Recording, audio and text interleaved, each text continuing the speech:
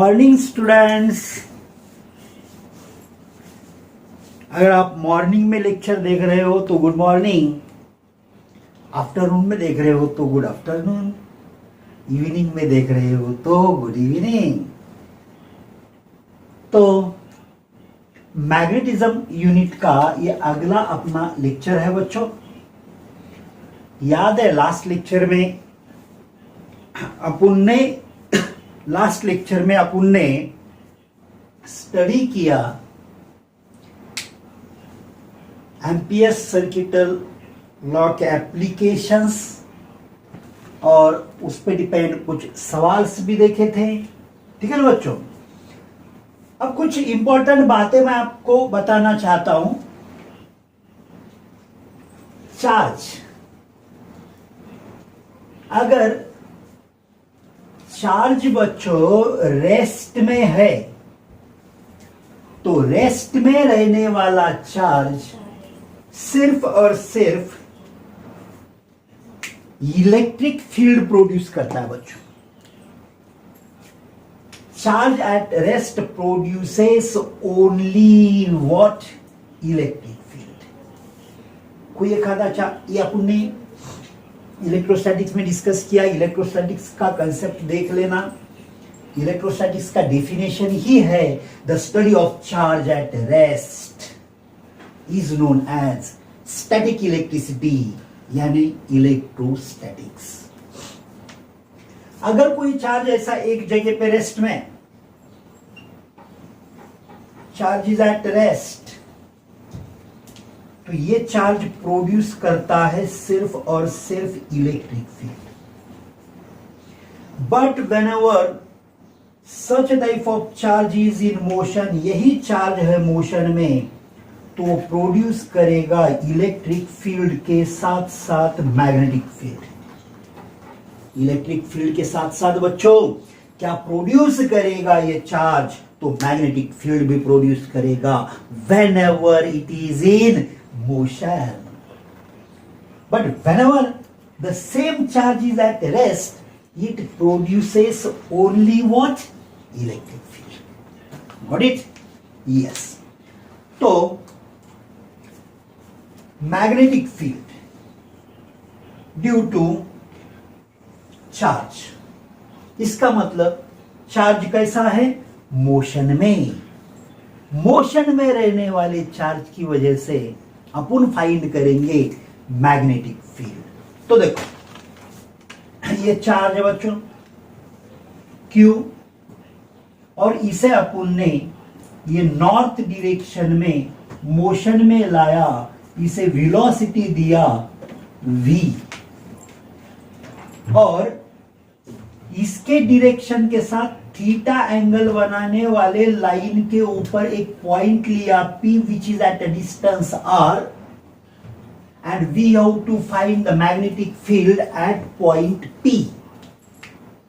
सबसे पहले तो एक आसान सवाल मैं आपसे पूछना चाहता हूं कि P पॉइंट पे ये चार्ज की वजह से मैग्नेटिक फील्ड का डायरेक्शन क्या होगा? क्या होगा? ये फॉर्मूला आने तक आप नहीं बता पाओगे। ठीक है ना। तो पहले फॉर्मूला डिराइव करते हैं। पहले क्या डिराइव करते हैं? Formula. So if you have to derive the formula we must use Biot Savart's law. बच्चों क्या यूज करेंगे अपन? Biot Savart law. Using Biot Savart law. Biot Savart law क्या बोलता है? क्या बोलता है Biot Savart law? Magnetic field induction dB और magnetic field induction B is equal to what? Mu naught I upon 4 pi, mu naught I upon 4 pi vector dl cross vector r divided by what? RQ divided by what? Divided by RQ ये formula है अपने पास basic, ठीक है ना।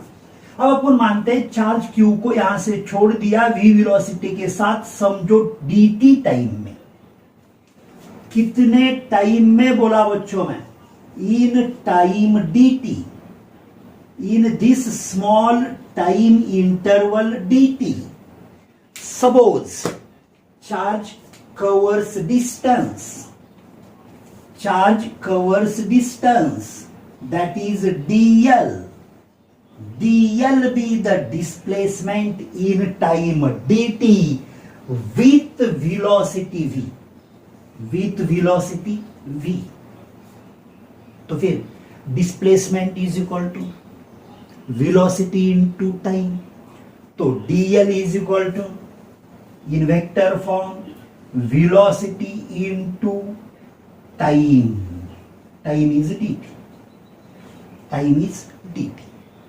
और दूसरी बात, current I,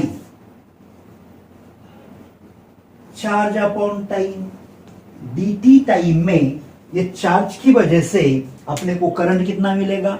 q upon dt। कितना टाइम इंटरवल है dt, कितना चार्ज फ्लो हो रहा है q, the rate of flow of charge is nothing but what? Current. So I is equal to q upon dt।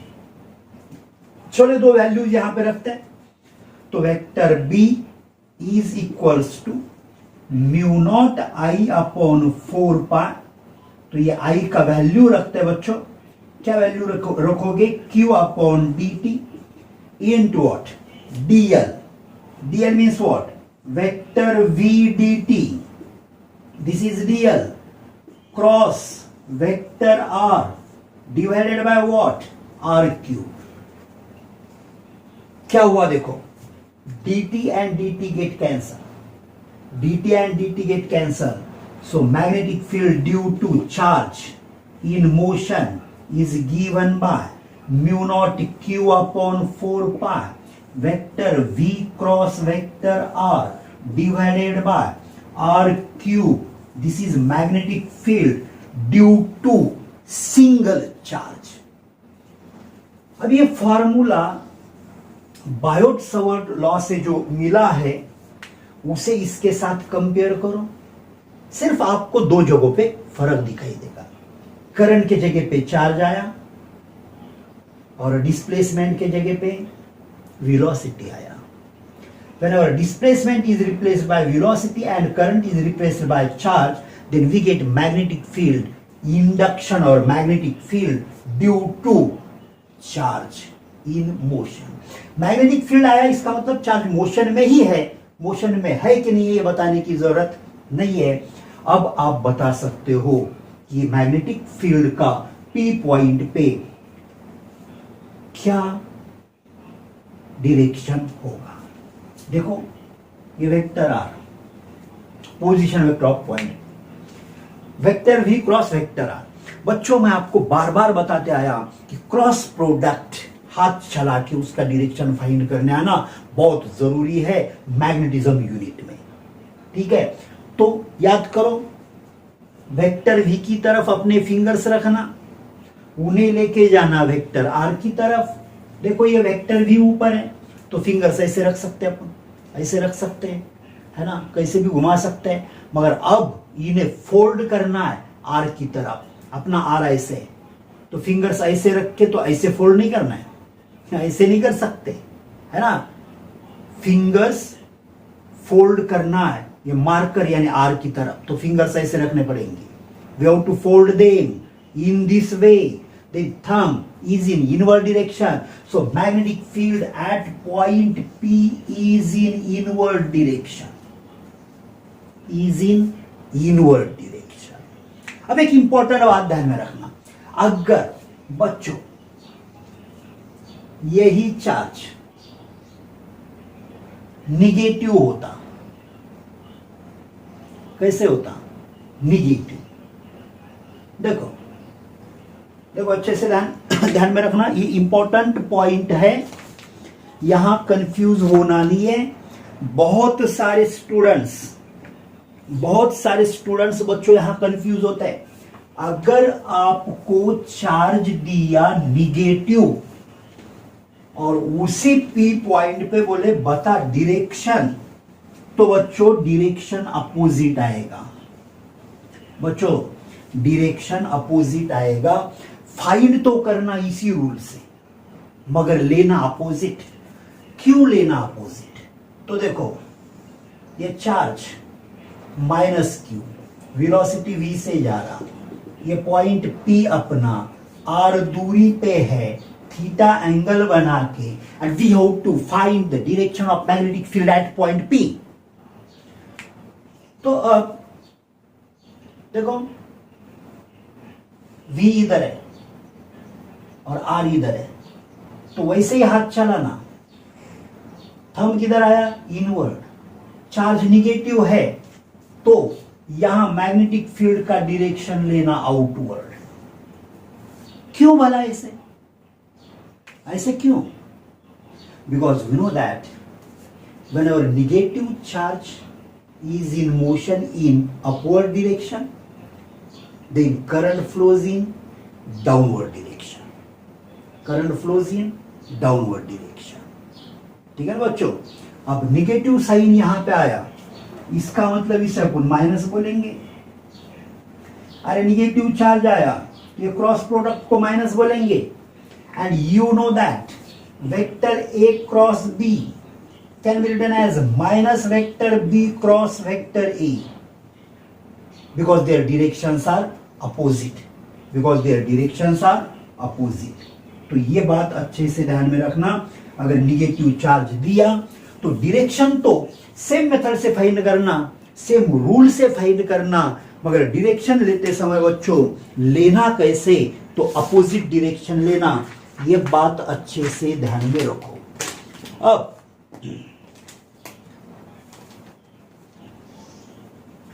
अब अगर ऐसा चार्ज मोशन में है मैग्नेटिक फील्ड में, whenever charge is in motion in magnetic field, then force act on that charge. Then what happens? Force act on that charge. वो charge के ऊपर force act होता है। यानी कैसे? समझो ये मैग्नेटिक फील्ड है, cross cross cross cross cross अगर है तो आपके समझ में बात आई होगी बच्चों कि ये मैग्नेटिक फील्ड का डायरेक्शन है इनवर्ड। कौन सा डायरेक्शन है? इनवर्ड। और ये मैग्नेटिक फील्ड के अंदर ये ऐसा चार्ज है और ये चार्ज को ऐसे मोशन में लाया, ये चार्ज को ऐसे मोशन में लाया, ये डायरेक्शन में उसे velocity the. Then due to the magnetic field, force act on that charge, and experimentally it was found that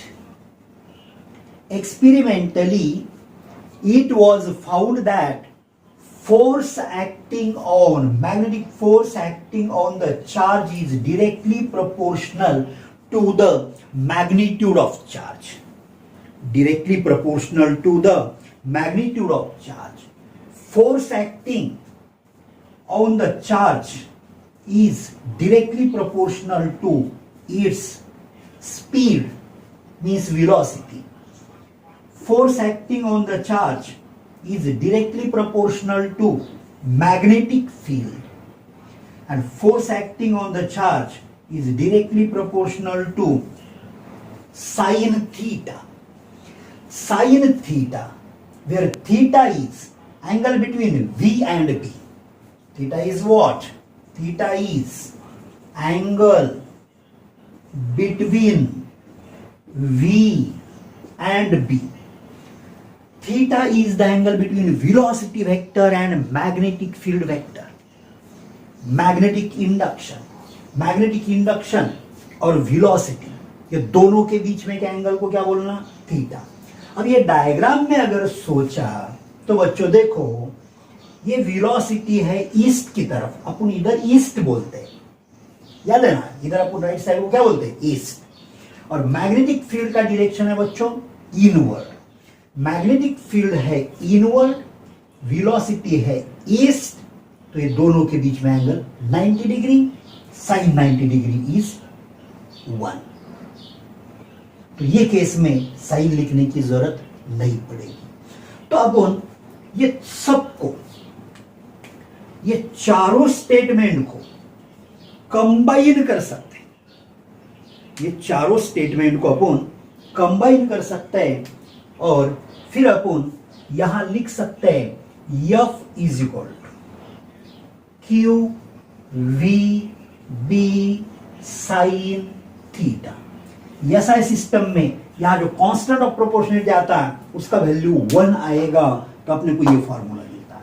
और बच्चों इसे अपन वेक्टर फॉर्म में ऐसा लिख सकते हैं, vector F is equals to Q into vector V cross vector B। तो देखो क्या चीज अपने को मिला, again we get here cross product. तो मैंने यूनिट के स्टार्टिंग में ही बच्चों क्या बोला था, वेक्टर प्रोडक्ट का डायरेक्शन फाइंड करने आना बहुत जरूरी है। वेक्टर प्रोडक्ट का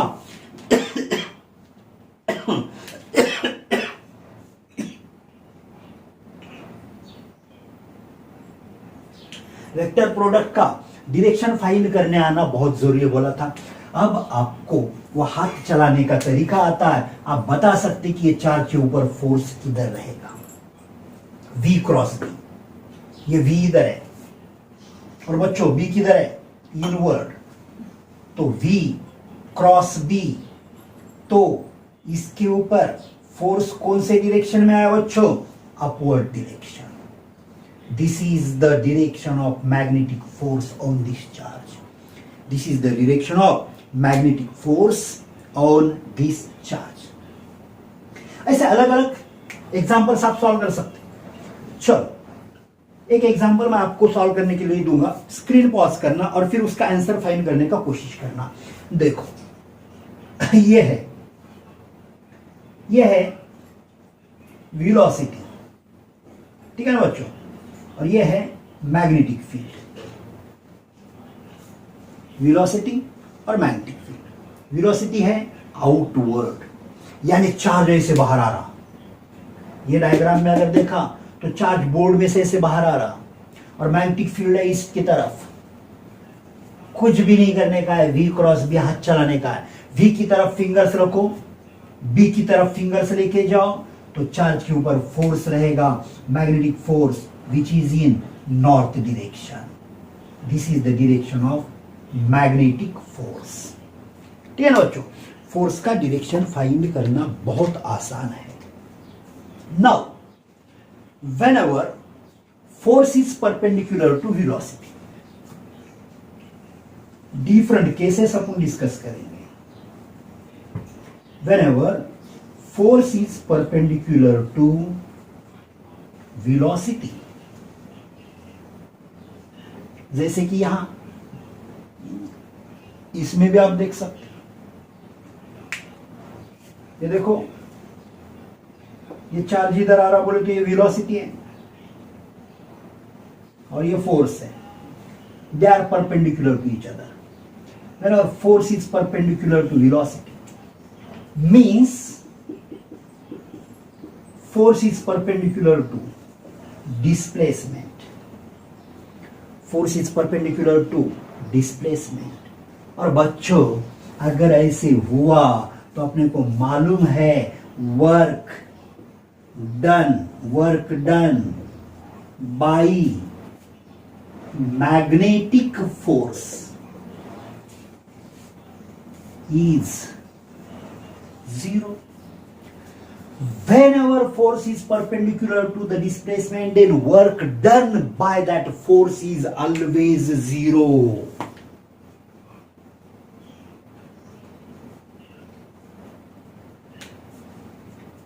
क्यों? क्योंकि वर्क का फॉर्मूला है force into displacement into cos theta. Force into displacement into cos theta, theta 90, cos 90 0, so work is 0। Work is 0। तो इसमें स्पीड चार्ज का कांस्टेंट रहेगा बच्चों, speed remains constant. Speed remains constant. ठीक है, speed remains constant. Only force deviates the path of charge. Force deviates the path of charge. तो force यहां पे क्या करेगा? पाथ चेंज करेगा, स्पीड चेंज नहीं करेगा. फोर्स क्या करेगा? पाथ चेंज करेगा. ठीक है ना बच्चों? अब दूसरा केस अपन यहां पे कंसीडर करेंगे. समझो V is parallel to B. V is parallel to B. यानी कैसे? ये मैग्नेटिक फील्ड है. This is the direction of magnetic field. ठीक है ना बच्चों? और ये चार्ज है, और चार्ज को अपन ने ऐसे इधर छोड़ा. Then what happens? V is parallel to B. V is parallel to B. और अगर V is parallel to B और एंटी पैरेलल टू B और anti parallel to B, then what happens? Angle becomes 0 or 180. Angle becomes 0 or 180. Whenever angle becomes 0 or 180, sin 0 is 0. Sin 0 is 0. So force is 0. F is equal to 0. That is, force due to magnetic field not act on charge. Force due to magnetic field not acts on charge. Charge के ऊपर magnetic field की वजह से जो force exert होता है, वो force exert नहीं होगा, वो फोर्स एक्ट नहीं होगा. और बच्चों, अगर फोर्स एक्ट नहीं होगा तो चार्ज अपना पाथ चेंज नहीं करेगा. तो चार्ज उसी पाथ से जाएगा जो पाथ में अपन ने उसको वेलोसिटी दिए थे. यानी path remains straight line. Path remains straight line. Path remains straight line. कैसा पाथ रहेगा बच्चों उसका? स्ट्रेट लाइन पाथ रहेगा. कैसा पाथ रहेगा? स्ट्रेट लाइन पाथ रहेगा. ठीक है. और फिर परपेंडिकुलर का कंसेप्ट तो मैंने आपको बताया था. whenever these are perpendicular to each other, then sin 90 becomes 1. So we get simple formula F is equal to QVB. So force acting on the charge due to magnetic field is maximum whenever charge is in motion in the direction perpendicular to the magnetic field. Whenever charge is in motion in the direction perpendicular to the magnetic field.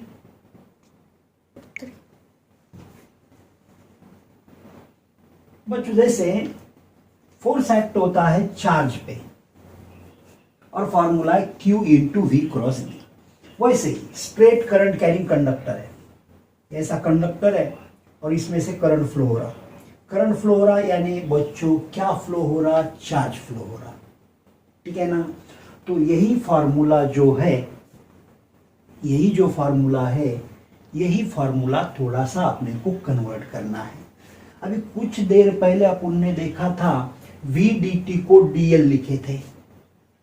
VDT को क्या लिखे थे अपन ने? DL.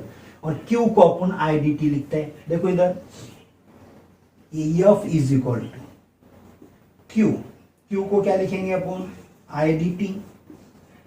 V cross B. अब ये V into DT, this is what? Displacement. V into D, V cross B.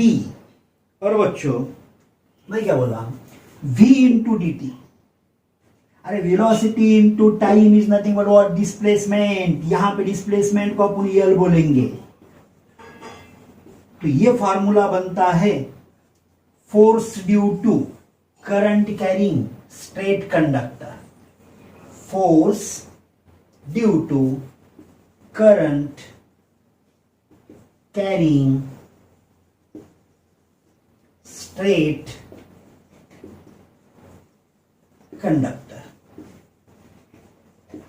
इसका मतलब बच्चों ये हुआ, कोई भी स्ट्रेट कंडक्टर हो, जैसे कि समझो ये मार्कर है, ये कंडक्टर है, इसमें से अगर करंट पास हो रहा और इसे अगर अपन ने मैग्नेटिक फील्ड में रखा तो इसके ऊपर क्या एक्ट होगा, फोर्स एक्ट होगा। whenever current carrying conductor is placed in magnetic field, then magnetic force act on it, and which is given by the formula vector F is equal to I into vector L cross vector B। जैसे charge के ऊपर force act होता है वैसे conductor के ऊपर force act होता है। और फॉर्मूला ध्यान में रखना बहुत आसान है, सिर्फ चार्ज की जगह पे करंट आएगा, वेलोसिटी की जगह पे लेंथ आएगा। लेंथ लेना in the direction of current, यानी कैसे, समझो ये डायरेक्शन में करंट है, कंडक्टर में करंट फ्लो हो रहा है ये डायरेक्शन में, this is the direction of current, ठीक है ना बच्चों। और मैग्नेटिक फील्ड है, ये ऐसे मैग्नेटिक फील्ड है, दिस इज मैग्नेटिक फील्ड। तो मैग्नेटिक फोर्स का डायरेक्शन फाइंड करना है, और मैग्नेटिक फोर्स का अगर डायरेक्शन फाइंड करना है तो क्या लेना पड़ेगा, L क्रॉस B। अब L का मतलब करंट का डायरेक्शन लेना, जो डायरेक्शन करंट का है वही डायरेक्शन L का लेना, ये अच्छे से ध्यान में रखो, ठीक है। तो ये L इधर और B नॉर्थ की तरफ है, तो थंब किधर आया, आउटवर्ड, यानी ये कंडक्टर के ऊपर जो फोर्स होगा that force is in outward direction, it is magnetic force. कौन सा फोर्स, मैग्नेटिक फोर्स। ये अच्छे से ध्यान में रखो, इन्हें नोट डाउन करना, समझ लेना। अब मुझे एक बात बताओ बच्चों, अगर आपको डायरेक्शन फाइंड करने का तरीका अच्छे तरीके से आने लगा है तो एक बात बताओ, ये यहां पे मैग्नेटिक फील्ड है, देखो dot dot dot dot dot dot dot dot dot का मतलब magnetic field is in outward direction. कौन से डायरेक्शन में, आउटवर्ड डायरेक्शन में। और एक कंडक्टर है ऐसे, एक ऐसे कंडक्टर है, यानी एक ऐसे वायर है, ठीक है ना। अरे ठीक है क्या, ये वायर है। और आपसे अगर पूछा, बोले इसमें से अगर करंट फ्लो होता है तो इसके ऊपर एक्ट होने वाले फोर्स का डायरेक्शन बताओ, और करंट का डायरेक्शन दिया, नहीं दिया। और अगर बोले कि ये पॉजिटिव टर्मिनल है, ये निगेटिव टर्मिनल है, तो फिर आप तो समझ सकते हो ना, अगर टर्मिनल्स दिए तो करंट का डायरेक्शन ये आ गया ना, this is the direction of current, is it correct. अरे ये बराबर है कि नहीं है, current flows from positive terminal to negative terminal, और जो डायरेक्शन करंट का वो डायरेक्शन लेना L का, फिर आना किधर, B की तरफ। देखो L पहले, यानी ये फिंगर्स बताएंगे L यानी लेन, B किधर है, आउटवर्ड।